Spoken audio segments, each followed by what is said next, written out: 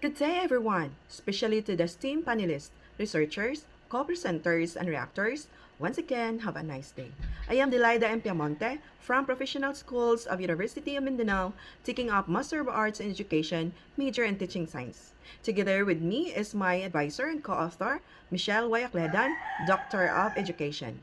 I am honored to present to you our thesis study entitled Student Grit in Science and Student Engagement, the Mediating Effect of Student Interest. According to Mintz and Nestler 2023 and Lee et al. 2023, student engagement fosters greater persistence, promotes deeper understanding, and leads to higher achievement in science. Student engagement in science faces challenges due to insufficient positive teacher behaviors and lack of supportive classroom environments, which significantly hinder Filipino students' motivation and participation in secondary schools, according to Delgado and Reyes 2024. Filipino students have big challenges when it comes to science, as shown on the PISA result 2018. The primary objective of this study is to examine the relationship between student grit, student interest, and student engagement among junior high school students.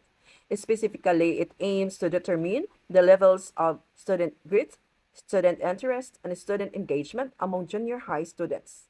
Second, it aims to examine the direct relationship between student grit and student engagement in science. And third, it aims to investigate whether student interests significantly mediate student grit and student engagement in science. This study is anchored to the following theories. For the student grit, it is anchored to Duckworth's grit theory, and for the student engagement, it is anchored to social cognitive theory, and for the student interest, it is anchored to expectancy value theory. This is the conceptual framework of this study. For the independent variable, student grit, there are two indicators, and for the dependent variable, student engagement, it has three indicators, and for the mediating variable, student interest, it has five indicators.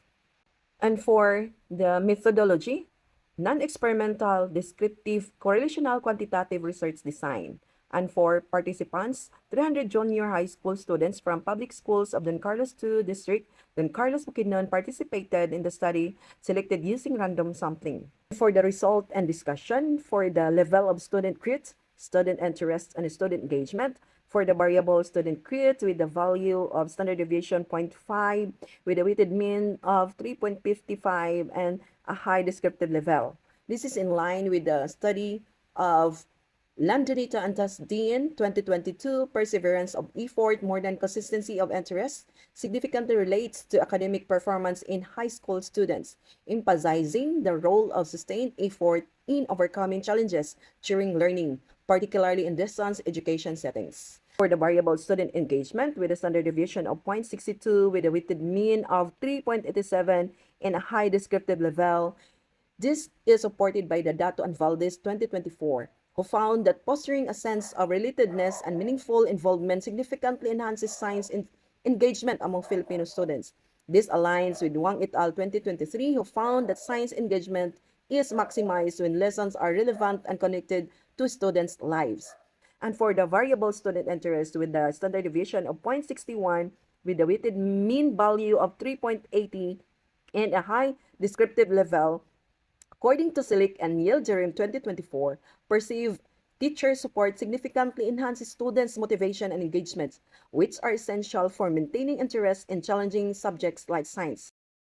The data in Table 4 demonstrate significant positive correlation between students' grit and various dimensions of engagement in science, with all correlation coefficients ranging from moderate to strong and p-values indicating high statistical significance with a p-value less than 0.001. Notably, perseverance of effort shows the strongest relationship with engagement indicator such as science lessons and tasks, with R value of 0.505, learning involvement with R value of 0.558, effort and preparation with the R value of 0.511, and overall engagement with the R value of 0.602. This aligns with findings from Osan Superbia et al. 2024, who reported that perseverance of effort is strongly linked to intrinsic motivation and mastery goals, which are crucial for deep engagement. Table 5 presents statistically significant positive correlation between students' grit and various dimensions of their science interest, including family encouragement, peer attitude and teacher influences, and science classroom experiences. Perseverance of effort consistently shows stronger correlations across all indicators, ranging from 0.242 to 0.402 with a p-value less than 0.001, compared to consistency of interest, which has weaker but still significant relationships ranging from 0.117 to 0.240. The overall grit score also positively correlates with all interest indicators, with the strongest association seen with science the classroom experiences with the R value of 0.362 and teacher influences with the R value of 0.278. These results indicate that students who exhibit higher grit, particularly perseverance, tend to report greater interest in science, supported by social and instructional contexts. Fostering students' perseverance of science can enhance their interest in science by strengthening their engagement with family, peers, teachers, and classroom experiences. The data presented in Table 6 reveals strong and statistically significant positive correlation between various dimensions of student interest and engagement in science.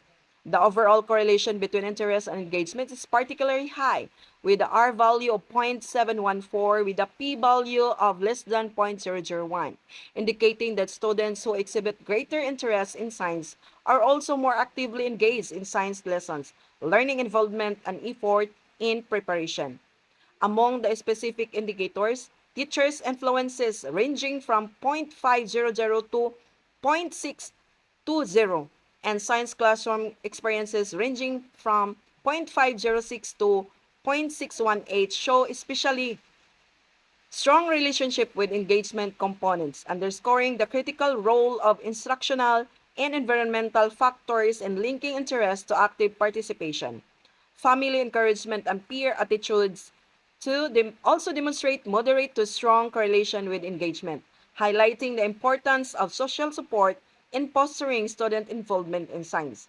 These findings suggest that science educator should prioritize creating learning environments that not only spark interest but also actively engage students. Table 7 presents the result of a regression analysis examining the influence of grit on student engagement in science, with interest acting as a mediating variable.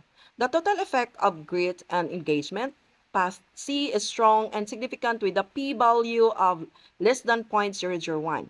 These findings imply that grit influences science engagement both directly and indirectly through its effect on interest. This highlights the importance of fostering not only perseverance and passion but also cultivating students' intrinsic interest in science to maximize engagement.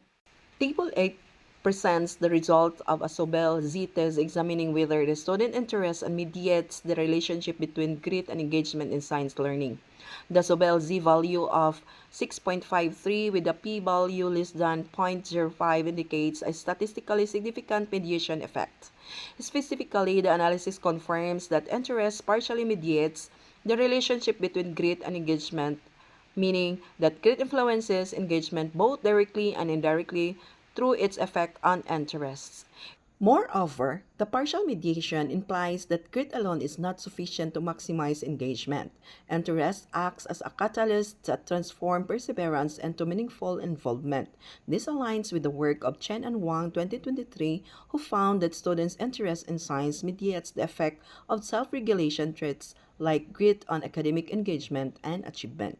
For the conclusion, the descriptive level of student grit, student engagement, and student interest are high. There is strong correlation between student grit and student engagement in science. Furthermore, there is a strong correlation between student grit and student interest, same as between student interest and student engagement in science. The effect of student interest on the relationship between student grit and student engagement is partially mediated. And for recommendation, it is highly recommended to develop instructional strategies that build grit and sustain student interest in science, encourage family and peer support to motivate students. And the last slides are the references of the study. And that would be all. Thank you for listening. And again, Have a nice day.